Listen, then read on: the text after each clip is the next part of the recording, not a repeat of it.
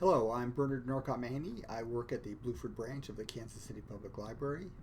April is National Poetry Month, and this is an Olympic year, so I am reading poems by Pindar, some of his epinician or victory odes. We've been looking the last couple of days, and we're going to finish up with poems that he wrote for winners in the Isthmian Games. These were games that took place in Corinth.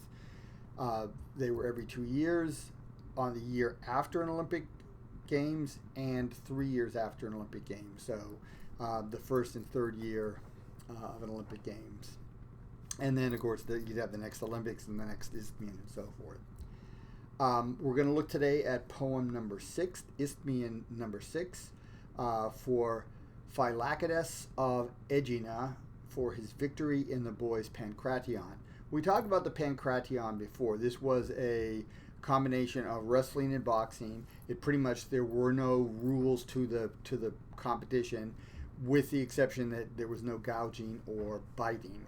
But so it was sort of a wild thing, and for this to be enacted by a young boy, a boy in his early to mid teens, seems like this would be pretty tough. This would be the sort of like type of battle you might get into that could mar you for life. But at any rate, this is what the guy won for. In this poem, Pindar talks about Heracles, which is fairly common, especially for something involving wrestling or boxing, and Telamon, both at Troy and elsewhere. Now, Telamon, of course, is the father of Ajax, the son of Aeacus, and Aeacus and Telamon and Ajax are all associated with the island of Aegina, so that's part of the reason that we keep on seeing Telamon and his son or his father appear on a regular basis in any of the poems where the victor comes from Aegina. And this is no different than that. All right, so Isthmian 6 from around 480 BCE for Phylakidas of Aigina for victory in the boys' pankration, or as Bowra, the translator I'm reading from, says, trial of strength. As when men's revelry swells, we mix a second bowl of the Muses' songs in honor of Lampon's prize-winning family. At Nemea first, O Zeus, for you they gained the finest of garlands. Now, in turn, for the lord of the Isthmus and the 50 Nereids, the youngest son, Phylakidas, is victor.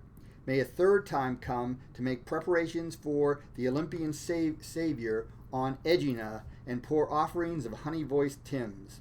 For if any man delights in expense and effort and sets in action high gifts shaped by the gods, and with him his destiny plants the glory which he desires, already he casts his anchor on the furthest edge of bliss, and the gods honor him.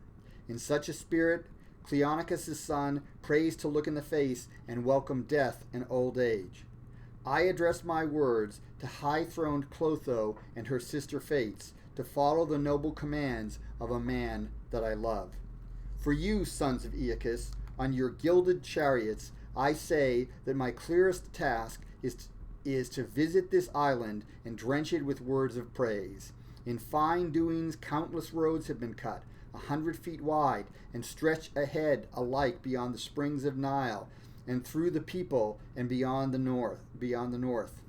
No city is so alien or so harsh of tongue that it does not hear of the glory of the hero Peleus, blessed son-in-law of the gods, and of Ajax and his father Telamon.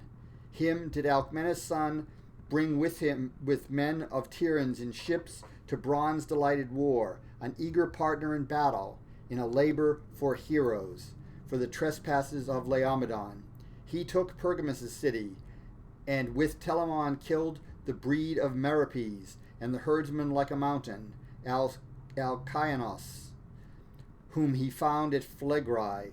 Nor did Heracles spare with his hands his deep-voiced bowstring, but when he called Iacidas to take the ship, he found young men feasting. Telamon bade Amphitryon's son, the mighty speared, to stand on his lion skin and begin the rite with pouring nectar. Peerless Telamon gave to him a bowl, shivering with gold, full of wine. Heracles lifted his unconquerable hands to the sky and spoke such a word: If ever, O Father Zeus, you have listened with glad heart to my prayers, now I beg you, now with holy entreaties, bring to birth for this man a brave son by Areboia, to be my destined friend. May he be unbroken in body, and now prowls about me this skin of the beast, which, first of all my labors, I slew once in Nemea. Let his heart be to match. When thus he spoke, the god sent a great eagle, lord of the birds, and sweet delight, stung him within. He lifted his voice and spoke like a prophet. Such a son as you ask, Telamon, you shall have, and from the sight of this bird, call him by the name Aias, with far-flung strength, terrible among men in the toils of the Lord of the war shout. So spoke he, and forthwith took his seat. But for me it is a long task to rehearse all their acts of prowess. Muse, I have come for Phylakidas, to dispense songs of revel for Pythias and for Euthymenes. In the Argive way, their tale shall be told in the shortest words. They have won victories in the trial of strength, 3 from the Isthmus, others from leafy Nemea, the glorious sons and their mother's brother. And what a portion of songs they have brought to the daylight.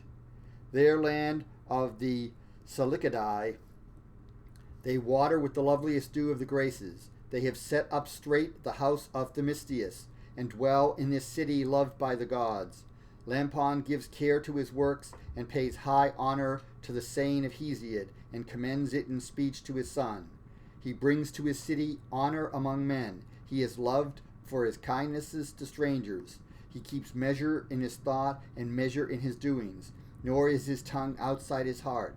You would say that, a man among athletes, he is, among other stones, an Anaxian whetstone to tame bronze. I will pledge them in the holy water of Dirce, which the low-girdled daughters of golden-robed memory set springing by the well-walled gates of Cadmus. So that was Isthmian poem number 6, round 480, for Phylakidas of Aigina, victor in the boys' Pancration.